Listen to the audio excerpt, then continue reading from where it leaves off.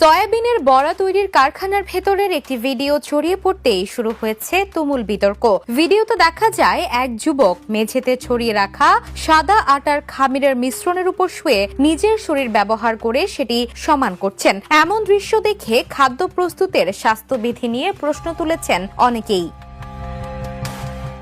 সামাজিক যোগাযোগ মাধ্যম এক্সে ভারতীয় রাজনীতিক পরমানন্দ যাদব একটি ভিডিও শেয়ার করেন। তিনি দাবি করেন ভিডিওটি জনপ্রিয় নিরামিষ খাবার সয়া চাপ তৈরির একটি ছোট কারখানার দৃশ্য।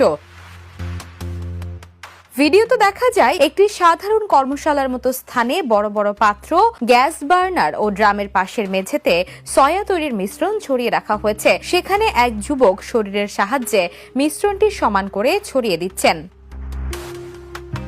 পোস্টটি প্রকাশের পর সামাজিক যোগাযোগ মাধ্যমে দ্রুত ছড়িয়ে পড়ে এবং শুরু হয় তীব্র আলোচনা। অনেক নেটিজেনরা এমন পরিবেশে খাদ্য প্রস্তুতকে অস্বাস্থ্যকর বলে মন্তব্য করেছেন। তাদের দাবি, এ ধরনের কারখানায় যথাযথ স্বাস্থ্যবিধি মানা না হলে তা ভোক্তাদের স্বাস্থ্যের জন্য ঝুঁকিপূর্ণ হতে পারে।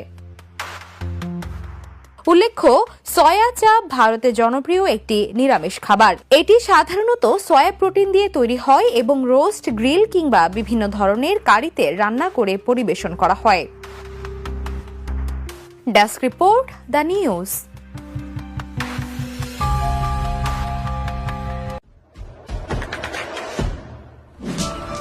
দেশে দেশে সবার সাথে, দ্য নিউজ।